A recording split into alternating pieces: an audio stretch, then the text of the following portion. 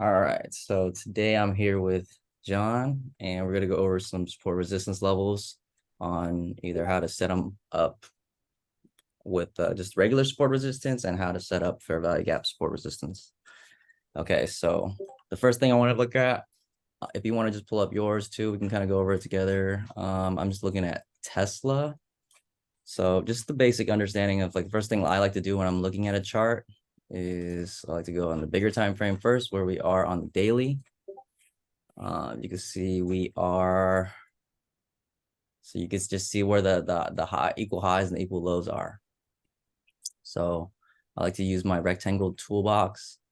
You could either do this on a smaller time frame, bigger time frame, but right here we can automatically see that there is a high and a low right here, right? Where we have resistance, and then we finally break out with displacement, and then we come back and we retest.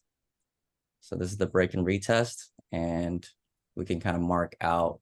I like to do with the zone, we just mark out from here to here. It's up to your discretion, but it's an area where you want to trade, or where you see, like I said earlier in the chat, point of interest.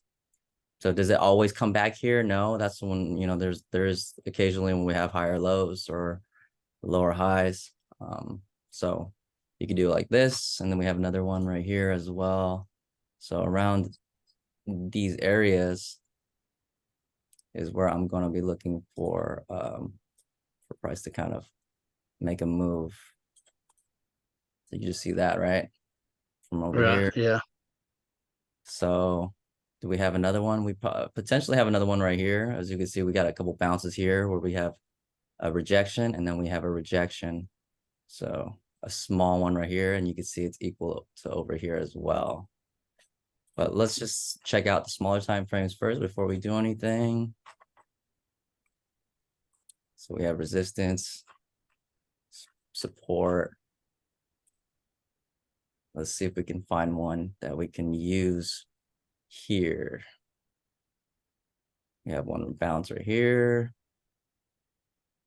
Okay. Let's see. Okay. So let's put one. You think we could put one right here? Yeah. Does this work as one? As you can Yeah. see, we You got got three touches there. a couple touches. That's all we're looking for. A couple touches. So we know that we got rejected here, and we know we got rejected here. Okay, let me just make it a little higher. Okay. So what do you think we do at these touches? Do we trade it just because it touches, or what happens at support resistance areas? If it's on support, it's just gonna bounce off of and hold instead Yeah, of so breaking through. exactly. So support, we're not looking to short support, especially with when we create these types of zones. We don't just, the reason why I don't like lines as support resistance, you know how some people do, like this is a support right here. They do a line like this, right? Have you seen that before? Or people just No, do, like some people not do, off of the wicks. yeah, sometimes people do support resistance with just like a line or something, like let's say body right here, or let's say wicks, however they want to do it.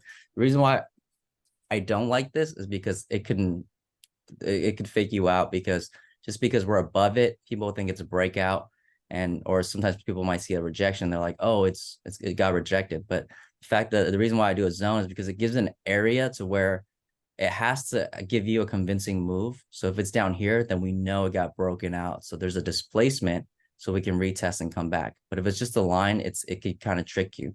Just like how I mentioned earlier with this breakout from over here, where we had rejection, rejection, rejection, where, you Yeah. know, um, as soon as we break out, we would want this type of breakout where we rip through it so we can come back and retest it. But if it's just at the support, just because we're right here doesn't mean that we can't come right back up. That's why there's called the liquidity sweeps, where one is lower than the other, where we think it's because people, if they're, let's say, like, if you're going long at support, you'll do like, oh, I'm gonna go long right here, but my stop loss is just under the support because this is a support, right? And if it goes under it stops you out and then it can run without you. So that's why it's important to have like a zone, because it gives you more of an area where you can have and tolerate whatever for to be at support instead of just one specific number. But that being said, yeah, so this is where we're having it. This is present day, so I guess we wouldn't really know until Tuesday. But just set up, we could just look at previous support resistance areas just to see how it reacts, to see if we can actually, I had one on Amazon. I think Amazon, I replayed Amazon. So let's take a look at Amazon actually. All right, this is from July. I just randomly pulled back to July. So this is July 10th. Okay, so where do you see that there's a clear support resistance area? Where would you put your zones at? Would you put it right here? Would this be fair if you put somewhere like right here to here? See, this is what I was talking about earlier. You know how it fakes you out with some of these when it goes above it? That's the reason why you want a zone, because it gives you an area like, okay, if it closed above it, then that's a little bit more convincing. But a lot of times price likes to come past support resistant areas to sweep liquidity. Oops. Like if it was right here, this was the liquidity. You see how we swept it? Yeah. So that's why it's important to have a zone. So it gives you that if we close above it, it's a different story. And then that's where the other confluences come into play. Some people trade like overbought, oversold on, let's say, the RSI. But if you have it being near the overbought, and if you saw that other video that I had where we had that divergence, where this is coming down and this is going up, now because you have a good support resistance area, then you could play the actionable signal for us to come back down. You get me? Okay. So Yeah. don't just trade the indicators. That's why a lot of times people want to just tell me like, oh, it's overbought, so I'm getting in. Don't do that. You got to create your support resistance level first. That's why the chart that I have pulled up for you right here has just the candlesticks. There's nothing else. I hide everything else on purpose because I don't want anybody to have a bias. Okay, so let's see. Right. We have so nothing back here. So there's a support and resistance area right here. So let's just put this one. We have the swing high right here. Or we could do body to the swing high. This seems to be a support resistance area too, right? So we could just ignore Right. these because we have rejection, rejection, rejection. This false little breakout, and then now this is support, support, support. So nothing is, another thing to take note of is nothing is always perfect. There's always something that may mess up like the support resistance area, but that's why it's important not to jump into everything you see.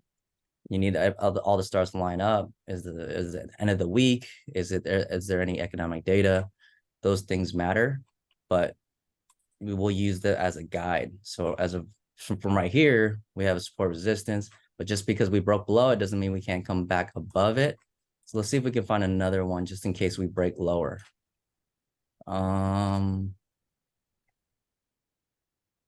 Is this one right here? We have resistance right here, and then we resistance here, and then we have support here. So let's just put one just in case we go a little bit lower. You see how we have all these rejections right here? Yeah. So what does that mean if there's just a bunch of rejections right here and then the price is right here? That means that we don't really have too much room around this area. So we don't want to trade anything in this area, but if we get back above here, we want to trade up here. So sometimes support resistance are right next to each other, and that's just how it is. That's why there's like a lot of consolidation periods. I think last week, I don't know if you noticed that we had a lot of price action that was very tight. It was like $1 move up, $1 move down, $1, right?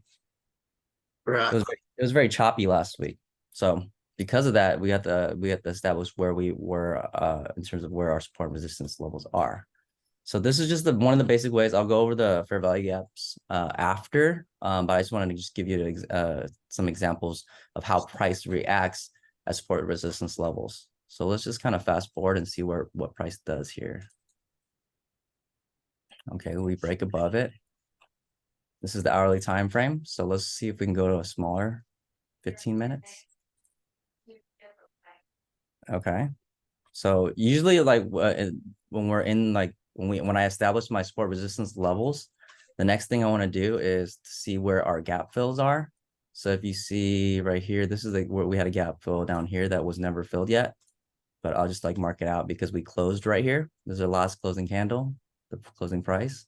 And then like the pre-market doesn't count. The only thing that counts is during hours. Just let you know if we're gonna gap up or gap down. So another thing is we have another gap, I think, believe right here, because this is where we opened, right? We opened Right. here, we closed here. Oh no, we already filled it. I didn't see it. You see how we opened immediately? We filled the gap and rejected. I didn't even notice Right. that. We filled it right away. Let So me it's ask you a question. yes. When you're putting your blocks, do you always do it on the hour time frame? And if you do you ever mark your gap fills on the hour also, or only when you come to a smaller time frame?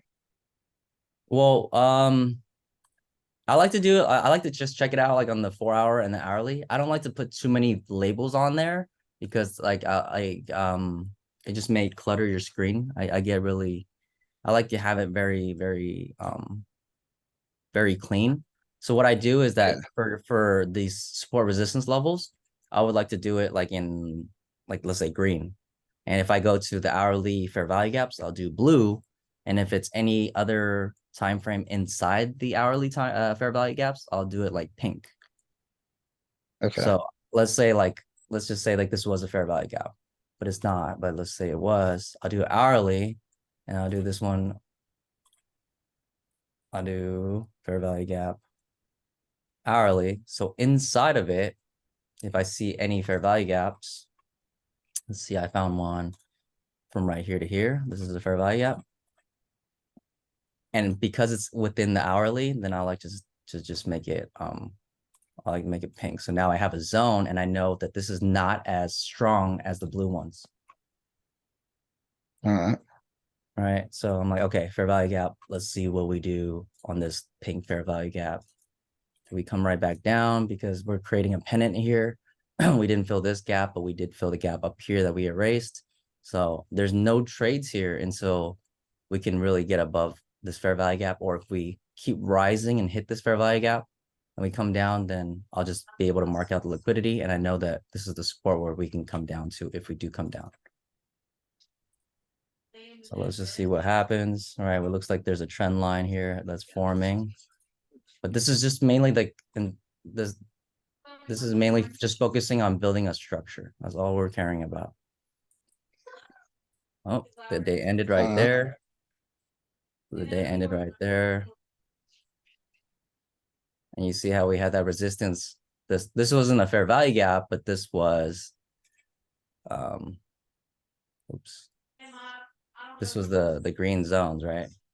Right. But you see how the importance of having the support and resistance levels where we came up and some people might be getting calls because look at that, we're breaking out, but we ran straight into a resistance. You see that? Right. Yeah. So where do we get that resistance? Remember, it's from the hourly. We just saw like there's a lot of rejections here. So we create a zone because we don't know how much it's going to break out of because people might get faked out because we had a high right here that we broke out. Well, what is that? That is buy side liquidity being swept and running into a resistance area. So what do we do? So you know you get what I'm saying. So at these areas, that's when you when you learn about all those actionable signals, or you learn about higher lows, lower highs. You want to focus on that during these support resistance areas. And where do we come right back down to? Right, the fair value gap that I found randomly from over here on the hourly, or was it the 15-minute fair value gap? And the reason why it's I know it's not as strong is because I put it in pink, because the pink is anything inside an hour. So does that mean that we can't rip through? No, but if we rip through, we have a lot of liquidity to the downside. Do we have a gap filled to the downside from yesterday that we didn't fill yet? Yeah, it looks like it. Looks like it. So let's just see Yeah, where right we there. go. Let's see where we go. Let's go 5 minutes now. So look at, we have a downsloping resistance down sloping resistance, that doesn't mean it's always a trend line break. That just means that also means that we're weak. So let's take a look at the thing. All right, we're near the bottom, but there's a lot of red volume. But we're near the bottom. So let's just see. Okay, there's a breakout. See, that's why I wasn't too strong, because of all of those red volumes that we were seeing earlier. Red is higher than green. And if we're at this stage right here, we have a gap fill here. So let's see if we can get down to there. Rejecting that fair value gap. Can we get down to the gap fill? Oh, we're getting right back up. Looks we're pretty bullish. Okay. So around here, again, that's why we have our trend lines and stuff, just to mark out. So it's up to us to figure out what we want to play. But we don't trade here. Let's say if we're breaking here, we're not going to trade puts here to the gap fill. Why? Why wouldn't we do get puts here to go lower? There's got no confirmation. No, because like we're already kind of exhausted to the downside, are we not? Oops. Price is already Oh, exhausted. yeah. So let's say if you want to go here to here, there's not too much of a good return because of this. So what I would do here at the gap fill is not short at the gap fill, but I was waiting for price to touch the gap fill and to come right back up. Does that make sense? I got you. Yeah. So that's because if you get anywhere lower here, then that's called chasing. The move was to play rejections off of a bigger time frame support resistance, and these fair value gaps are just being a guide of where how price reacts, because we already got the rejection here. We got rejection here, and we break out rejection. So after a certain amount of time, there's another fair value gap that's formed. So this may not be as valid, but yeah, we'll keep the things just like how we had it right here, right? We had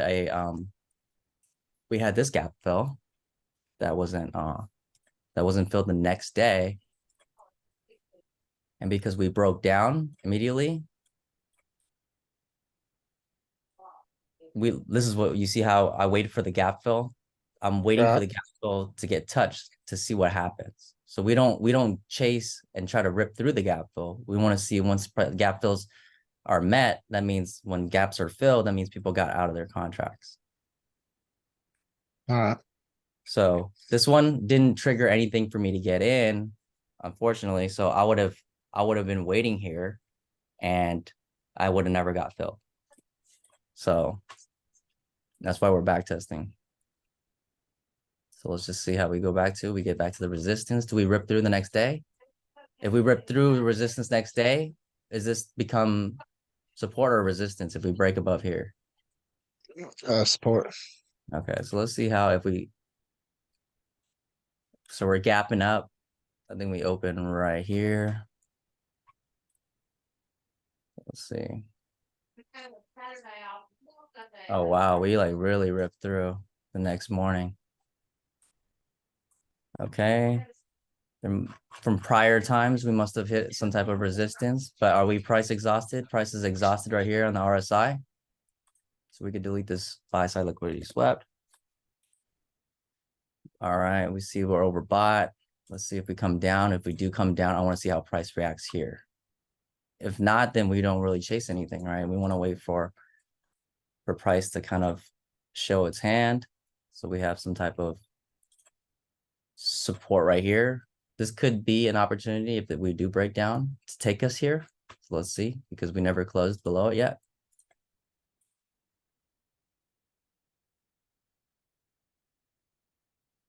Wow, that whole day gave us nothing.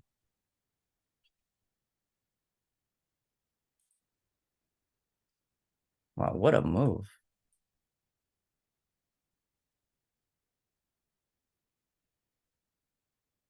This is on the 15 minutes, so it's going to be not too many candles.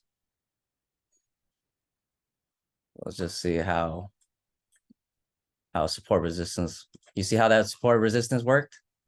So this is just using the hourly time frame. I haven't taken the prior data to see where the resistance was before because this is all we had, the sample size. You see? But do you know, Yeah. do you see how this support resistance work right for this example? That's why there are traders who don't trade every day. There are traders that sometimes wait for the hourly support resistance levels to be met and they can go size heavier. Because this move from right here, we waited for it to touch 31, right? 31.40 to 33.90, 33.88. That was the move. That's a big $2 move. So just from this example, because I haven't done too much analysis on this time frame, I just kind of randomly rewound and just did replay. But this is one way to create your support resistance levels for using the bigger time frames. So let's see. So now let's just say from this 15 minutes, do we have a resistance somewhere? Support resistance around right here where we're at. That's not enough for me. And so it would really just be to see how we react up here. So let's see. Does price come up there? Or do we come back down to support? Okay, now we're breaking support. So let's see how far we go from with just the levels that we have. Okay, All right. let's see. Do we treat this? We break back above it? Nope, we fill the gap. You see that? We filled the gap finally. Yeah. And we had this one more gap that we haven't filled. So are we going to treat this as resistance or do we treat this as a liquidity sweep? We don't know what the answers are. We just have things that help guide us. Okay. Right. Let's see. Do we fill the other gaps? Do we fill one more gap? We have another rejection right there too. You see that? Yep. We just have that one more gap to fill. There we go. We filled it during hours, not pre-market, but during the hours, we filled the gap. So there's not too much going on in this chart. I just drew a couple zones and it is just giving you a range to trade. Maybe this zone was a little bit too low. Maybe I should have made it a little higher somewhere. But if I did make it a little bit higher, then we could see that this would be the support. So maybe I got it a little wrong on the hourly. Let's see the hourly. Where did I go wrong on this support resistance? It could have been a bigger zone. Yeah, it could have been a bigger zone right there, right?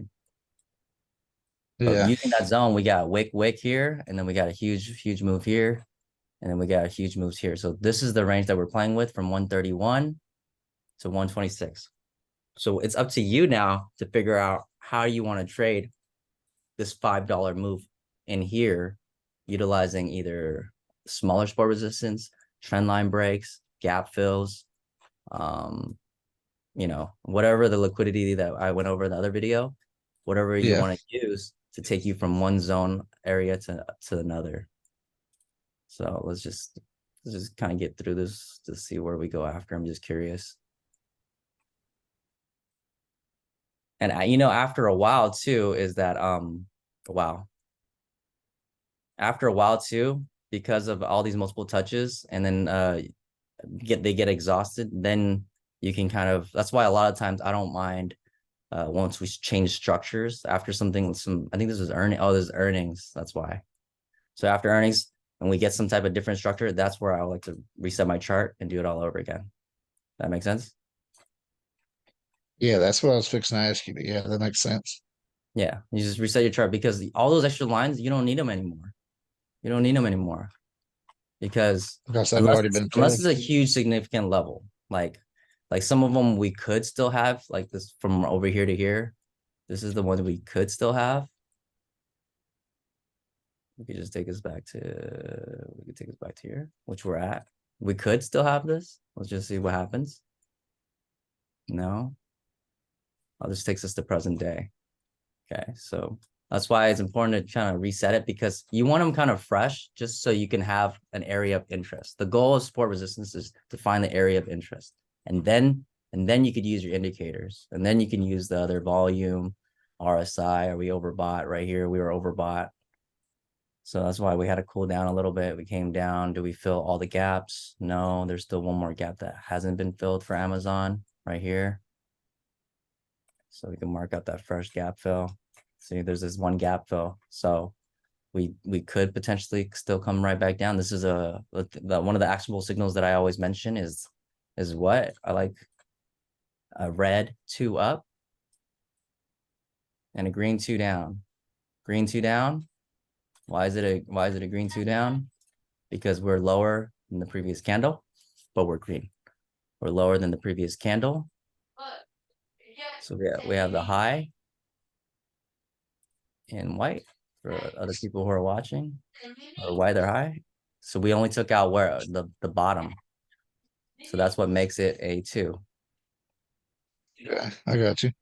Okay, so again, we're lower than the bottom. This makes it a 2, but it's a green 2. So that's bullish. So the opposite of it, this is a 2. This is a 2 up now. We broke the high of this 2, but it's red.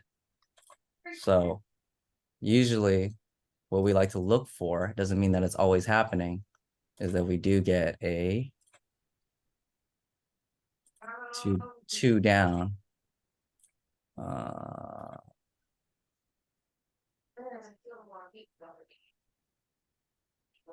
Something like this, right? Yeah.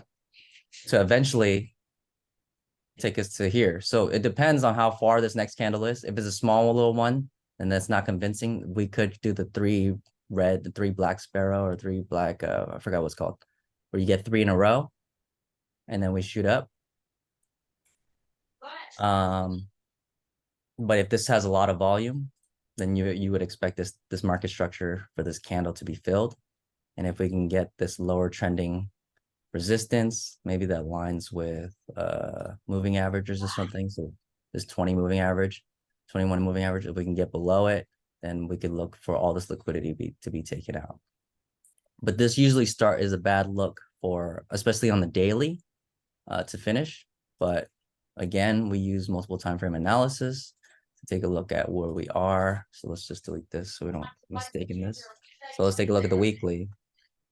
So Amazon weekly. So you see how we had this red or this 2 down right here. This is a green. This is a red one though, but so it's not as strong. But this is a red 2 up that I was talking about. You see how this is? Oh, this is an inside. This is an inside bar actually, but very similar structure where we're up here, bodies up here, and then we get that reversal. How we break below here, and this is the 2 down. Yeah. So this is that thing that I was looking for, that 2. This is a 1-2, but it's same exact, because this is the weekly. It has like it's a little bit wider range, especially with earnings being this week. But this is what we're looking for. We have a 2 down and then a 2 up, 2 down and a 2 up, because we broke the highs. So because on the daily, we have this red 2 up, all we're doing is waiting for us to break here. So that would be my setup. We're waiting for it to break down here. So hopefully it could take us to here, which is $1.88 move. And if you do play a break here with time, then your stop loss would just be up here. So we got to find out if it really fits, because also we got to worry about that if we do play a short here, that we got to be mindful of, we may have some slight support right here. So that's the only thing that we got to worry about. So, but it is looking pretty bearish from the setup. So we'll see. We do have futures going on right now, but markets close tomorrow. So does this help so far? Oh yeah, big time. Okay, good. I don't want to be moving too fast. Okay, so going back to the fair value gaps, let's take a look at some fair value gaps. I think that's where I had it. So you could have it at any time frames. The daily time frame, yeah, I believe this is on the daily time frame, where you had this rejection, and then So the other ones that I had were from here, where it's very similar to how you had the other one, right? Right here, and Yeah. right here. That's why it's good to it's good to go backwards just to find where we're gonna run instead of the most recent ones. Because you just try to find the most recent ones, you're gonna realize that there's another one that's more significant. So this was an opportunity where we wait for a price to react off of, and they usually gravitate from one area to the other. That's why I do the blue ones, because they're the bigger time frames, and try to ignore the smaller fair value gaps in between. Okay. Then we break down. And usually that's why whatchamacallit, when you see like these little ones, when we actually finally do make a bigger break and you see structure such as a patterns, which is the head and shoulders. So let's see, do I have a brush? Let's do a brush. And I'll turn this off. We have the, or we just have us like we create a high and then we made a lower highs. All right, higher high, lower high, and then we just mark Right. Yeah. and then we mark off this the support at the neckline. So not everything is like, oh, because the fair value gap is the high or the fair value gap is the low. That's not always the case, but it's letting you know where rejections and where price is reacting at. So from looking at this, we broke down below, then we swept liquidity. We came right back up during the pre-market hours, came immediately pushed down right at open. So once we're breaking down below again, this is what we're looking for. We're looking for like this type of reaction. And once we do break this neckline, then we can use this fair value gap. There's not one way to use it. You can use it now as like, okay, we break this neckline. And if you're swinging, my stop loss is above the fair value gap and my target is previous lows. So it would be previous lows like that. Does that make sense? So Yeah. you could use fair value gaps as not just as that timing the highs and timing the lows. It's also timing where everything lines up. And let's see if we can turn on some moving averages or something. You see that? We turn on the 21 moving average, and it not only were we rejecting this fair value gap, but it's letting you know that we're rejecting the 21 EMA as well. And that will help guide you to stay in your trade too.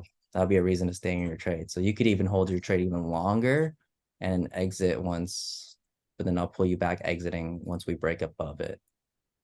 Does that make sense? Yeah. So once we come right back up, get above the moving average after rejecting it, then that can be your reason to exit. So, sorry, yeah. I don't Is know that a why. head and shoulders at the bottom? What happened? Inverse head and shoulders. Inverse head and shoulders, where we have a shoulder Down here. there at the bottom where it says buy. Yeah. Or I could just, right here. And then a lower and then a higher. This is the higher low. And this is the buy right after we cross back above. And then it creates a fair value gap right here. And this is still the hourly, so I'll use blue.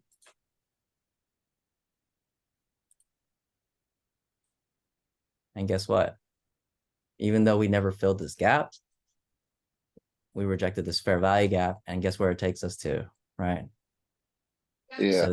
So this gives us let's say you didn't want to just time the very bottom. Let's say we get to like right here, 60 to the highs, 67, $7 move. So a lot of times we have to realize that, like, there are different support resistance areas in here, but this fair value gap kind of gives you a range to trade from. It's like, like with anything, we don't have there's no if this then that's guaranteed, right? There's traders lose and they win, but this helps you establish like, okay, if we do break here, then I can give myself a good risk to reward ratio. So if you were to short or long, let's say we see a rejection here, we push up here, displace, and then you see this buying wick. It's just giving you a risk to reward ratio where if we stop here, below here, that's my stop, then I'll look to take us to this fair value gap, right? It's not that great of a risk to reward ratio, but obviously if price moves in your favor, you can slightly move it up. And this will still be your stop if you want to be a swing trader, but this still applies to smaller time frames because this type of movement works on smaller time frame as well. So then you could kind of trail your stop and then take you to the next fair value gap. So it gives you a range. It gives you ranges and stuff, and that's why moving averages and stuff like that are helpful after the fact. All right, let's see. I had the 9 EMA as well. Let's see how the 9 told us. They all tell a story. Okay, so the 9, same thing when we're writing down. This 9 is just pushing the price down, and here's vice versa. So price likes to mirror itself as well. So that's another thing we got to take account for. This is a shoulder, head, and shoulder right here too. And this is also acts now as a neckline. You see how this acted like the neckline? A shoulder, head, Yep. shoulder, or you could just say cup and handle. And cup and handle with, this trend line being broken with impulse. So if this neckline is broken, people can enter here for here. That could be the move too. Here to here. So that's why it's very subjective. It's how you interpret it, and it helps you establish market structure as well, where we have kind of a not a broadening formation. Yeah, it's kind of a broadening formation where we have creating the lows and highs. And then it's also letting you know, like, hey, if we bounce right here and pivot, then this is a swing low and this is a higher low. Does that make sense? Yeah. And Yeah, it does. and then it rips. And then I mentioned this. I think you saw it on my channel, right? Where I said like, hey, we had a downwards trend line going on right here. Yes. We had a downwards trend line right here, and we ended up breaking it. So it gives you opportunity to go long. And there are still gaps that haven't been filled yet. But that doesn't mean that eventually a price can return to. We had a bunch of gap fills. Let's say this one was filled. But we had a gap fill right here, and it just keeps running, and you think it would never return, and it comes back and returns. What was this? This was July 10th, July 11th, and then August. So 30 days later, it returns.